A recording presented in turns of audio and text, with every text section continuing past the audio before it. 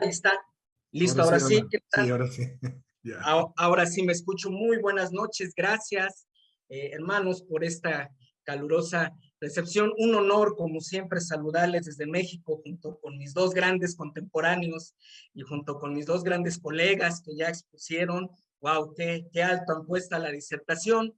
Y pues desde la Sociedad Bíblica de México, a nombre de mis compañeros, a nombre de mi director, el arquitecto Paul Splinker, pues un caluroso saludo.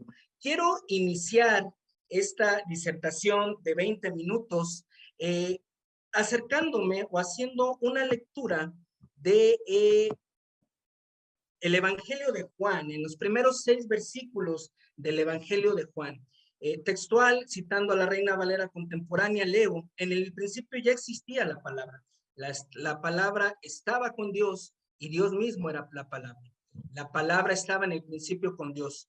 Por ella fueron hechas todas las cosas. Sin ella nada fue hecho de lo que ha sido hecho. En ella estaba la vida y la vida era la luz de la humanidad. La luz resplandece en las tinieblas y las tinieblas no prevalecieron contra ella. En el principio ya existía la palabra. La palabra estaba con Dios y Dios mismo era la palabra. La palabra estaba en el principio con Dios, por ella fueron hechas todas las cosas. Sin ella nada fue hecho de lo que ha sido en ella. En ella estaba la vida y la vida era la luz de la humanidad.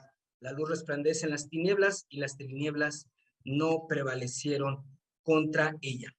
Hablar de acercamiento al contexto actual implicaría hablar quizás de muchísimas técnicas de estudio, de análisis, desde diferentes campos de las ciencias bíblicas, que definitivamente nos llevaría muchísimo tiempo.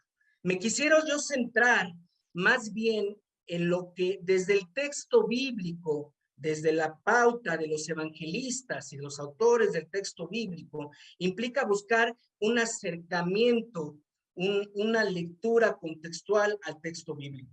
Y me quiero situar concretamente en este bloque de 18 versículos, donde más que una simple introducción, ha representado a lo largo de la historia de la iglesia, desde el primer siglo y hasta nuestros tiempos, un trascendental recurso para todo discípulo o congregación que busca tener un acercamiento a la revelación de Dios a través de lo que hoy es dogmáticamente aceptado como el texto bíblico, y que invariablemente ve condicionado este acercamiento o este estudio que es tanto teórico como vivencial al trasfondo social, al trasfondo cultural, religioso, económico, académico, político, geográfico, racial, religioso, dogmático, propio del entorno en el que se desarrolla y que, consecuentemente, tiene mucho que decir y tiene mucho que influir en el proceso de identificar y de reconocer lo que el texto bíblico tiene y desea transmitir desde sus autores primarios, pasando por toda la historia del pensamiento cristiano hasta nuestros tiempos. En consecuencia, para poder hablar de un método, para poder hablar de una técnica, para poder hablar de un recurso o una estrategia de estudio, de pedagogía, que nos permita acercarnos a las verdades reveladas en el texto bíblico y a partir de ahí contextualizarlo en nuestra realidad, en nuestras necesidades, en nuestra forma de asumir, en nuestra forma de experimentar, en nuestra forma de proclamar la fe. Es primero, creo yo, imprescindible entender la forma en que desde el primer siglo los autores bíblicos, inspirados y guiados por el poder del Espíritu Santo, toman una cultura transmisora con una forma muy o muchas formas muy específicas de entender su fe, con formas muy particulares de experimentar y asimilar de la fe, en un contexto también muy particular, en un contexto también muy específico, y sobre ello hacer una contextualización, acercarse al texto bíblico, brincando o superando barreras sociales, culturales y ni se diga religiosas, para ofrecer un mensaje actual desde el día del Pentecostés. Y un ejemplo de esto lo vemos en el texto base que leí al principio, donde en una primera entrada encontramos un paralelismo desde el primer capítulo, desde el primer versículo, Vemos un claro ejemplo de este ejercicio de acercamiento contextual del texto bíblico hacia la figura de Jesús como el Cristo de Dios, cuando observamos la intención de Juan, del evangelista Juan, de mostrar una semejanza entre el inicio de Génesis 1 y el Juan 1:1. El punto de partida de la revelación de Dios, que ya parece entonces era aceptado como tal, y Juan 1:1 es el mismo, ofreciéndonos así las claves fundamentales para asegurar una óptima contextualización. Y esto lo hace a través de algunas verdades. La preexistencia del verbo, entender que el punto de partida en la revelación de Dios y en cualquier acercamiento o cualquier intento de acercamiento contextual de su mensaje radica en el hecho de que antes de la creación el verbo ya existía y existía en estrecha relación con la obra creadora de Dios. Lo hace además Juan desde una manera jerárquica. La forma en que el evangelista estructura en estos versículos todo el plan de salvación anunciado desde el comienzo de nuestra historia y lo sitúa en un entorno que gira alrededor de la revelación final de Dios en Jesucristo, enfatizando su jerarquía en el plan de redención para la creación y su posición como enviado de Dios, como el objeto y el sentido del proyecto divino respecto a su creación.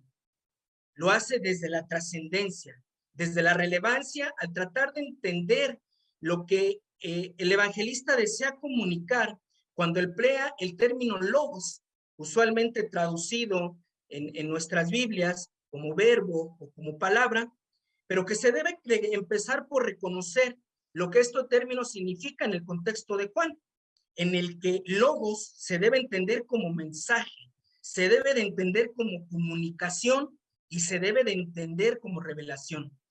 Jesús como el gran comunicador, como Jesús como el mensaje mismo de la revelación absoluta de Dios. Entonces, acercarnos al texto bíblico desde nuestro contexto, sin tener enfáticamente presente esta realidad, inevitablemente va a acarrear problemas al momento de comunicar el mensaje y al momento de tratar de contextualizar el texto bíblico en su conjunto. Porque de esta situación aprendemos que no solo somos llamados a comunicar el mensaje, no solo somos llamados a transmitir una verdad de fe, a repetir un dogma, a repetir un credo, a repetir una liturgia, a repetir una forma de presentar el mensaje, sino sobre todo somos responsables de la forma en la que este mensaje está siendo escuchado, está siendo asimilado, está siendo entendido, está siendo vivido por nuestros oyentes, no solamente desde una congregación o desde una confesión de fe, sino desde todo el entorno en el que éste se desarrolla.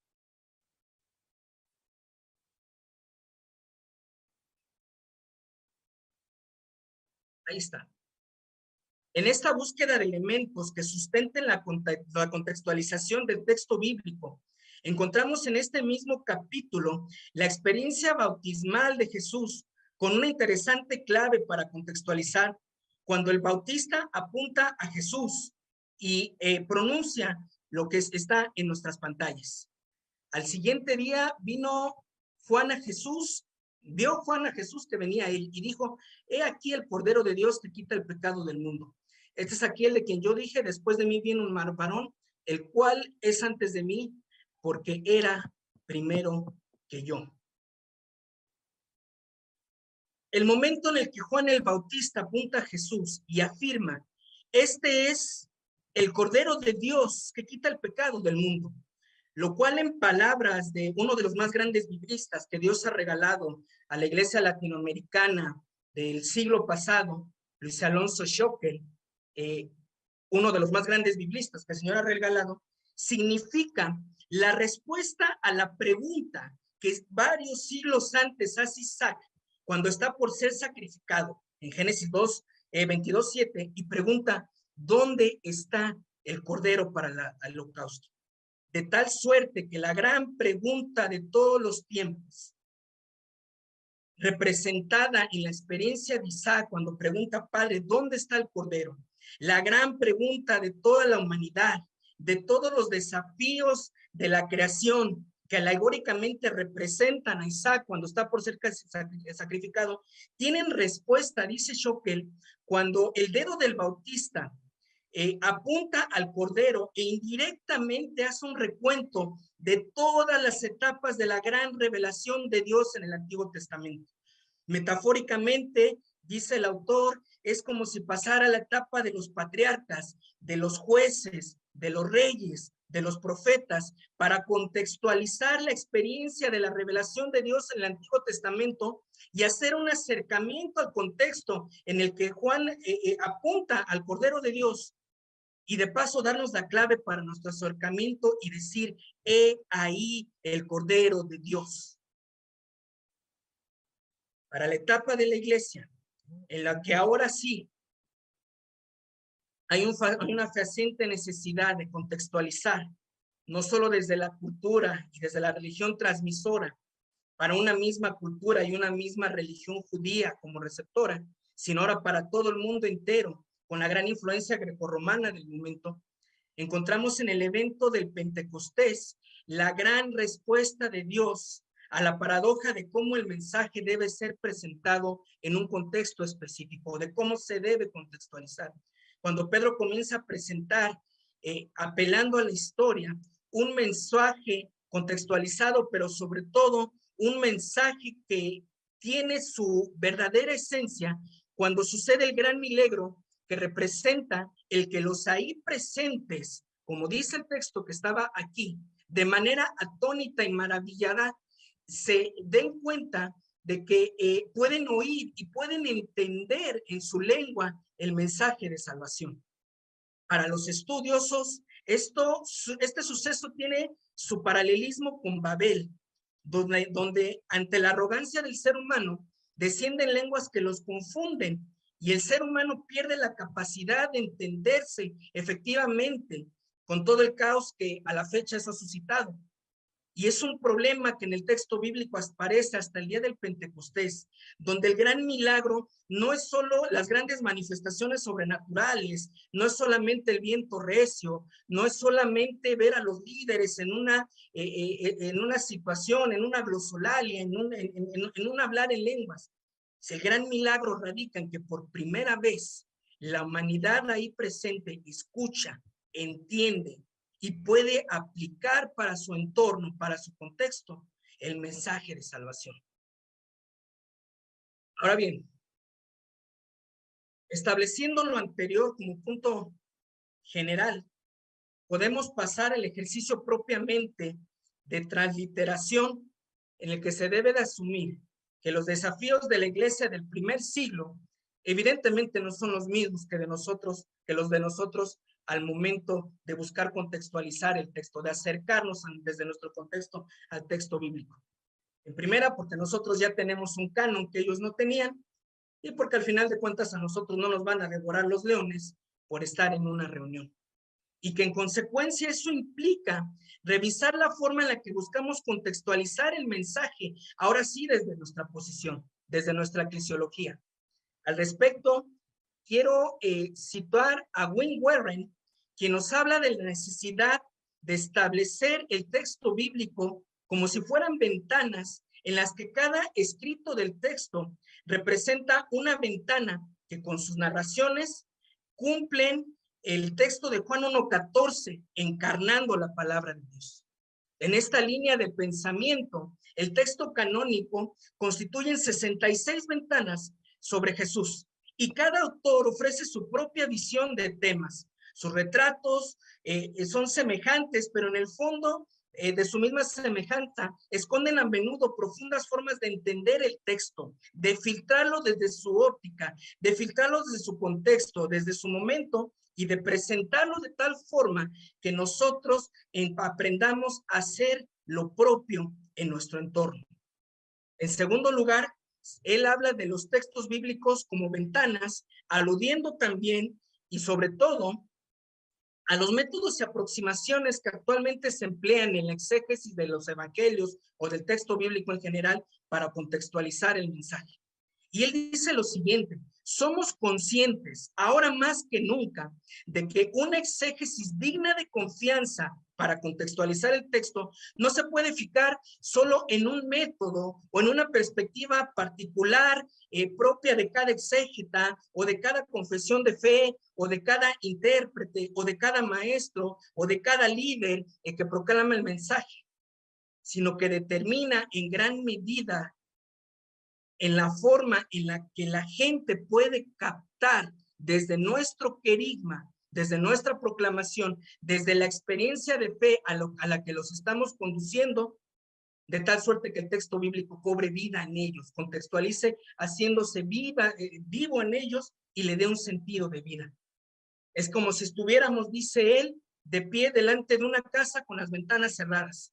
Y de repente, el mismo hecho de que la casa tenga un gran número determinado de ventanas puede indicarnos desde afuera muchas cosas acerca de su interior.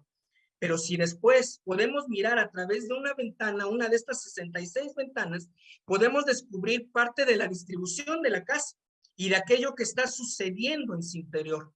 Para Warren, los libros del texto bíblico son estas ventanas que empiezan a abrirse de manera sistemática para permitirnos acercarnos al texto bíblico desde una experiencia sí teórica, sí confesional, sí dogmática, sí sistemática, sí teológica, pero por sobre todas las cosas experimental.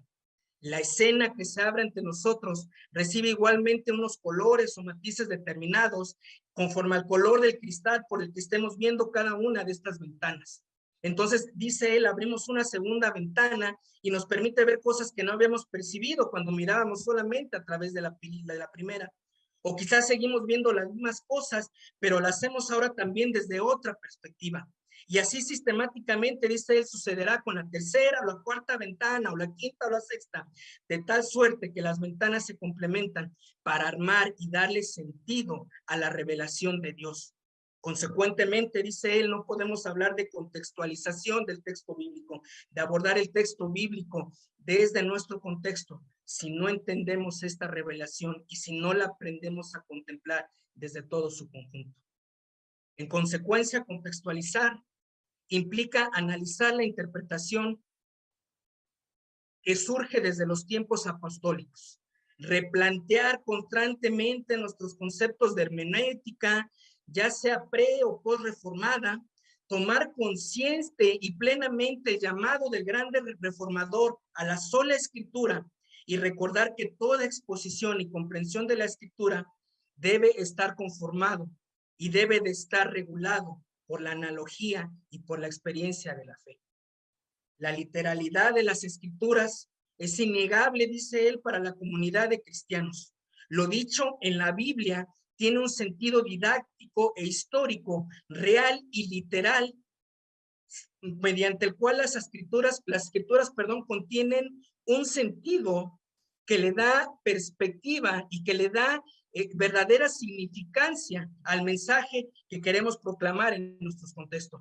Las escrituras contienen un sentido espiritual mucho más amplio del que una sola confesión de fe puede apreciar. Todos los hechos reflejados en el Antiguo Testamento son veladamente prefiguraciones de los acontecimientos del Nuevo Testamento. Y como dijo el autor bíblico, todo esto sucedió como ejemplo y está escrito como advertencia para los que vivimos en los últimos tiempos.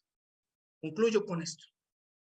Dicen los autores que la Biblia es además una cantera de normas y acontecimientos susceptibles de interpretación moralizante que le dan un sentido moral o topológico. Esto es la moral dirigida a reformar las costumbres, que nos replantea y nos llama constantemente a la necesidad de contextualizar el texto, de acercarnos a estos ejercicios de contextualización con la mente lo suficientemente abierta como para poder aceptar que no todo está escrito, que no todo está dicho, que no todo ha sido confesado y que siempre hay una nueva forma de presentar el mensaje en circunstancias específicas.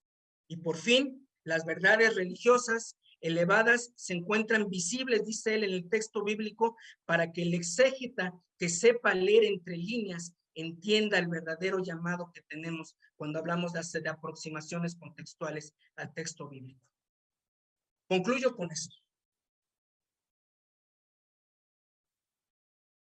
Es casi común en todos los seminarios con los que en algún momento he colaborado o he asistido a alguna disertación, hablar de los sentidos, los diferentes sentidos que contiene la Biblia en su condición de texto sagrado.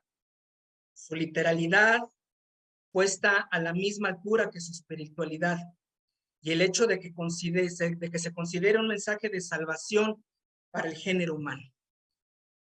Pero me quiero quedar y concluir con lo que en mi primera clase de teología que tuve hace 17 o 18 años, en el propedéutico, el director se acerca.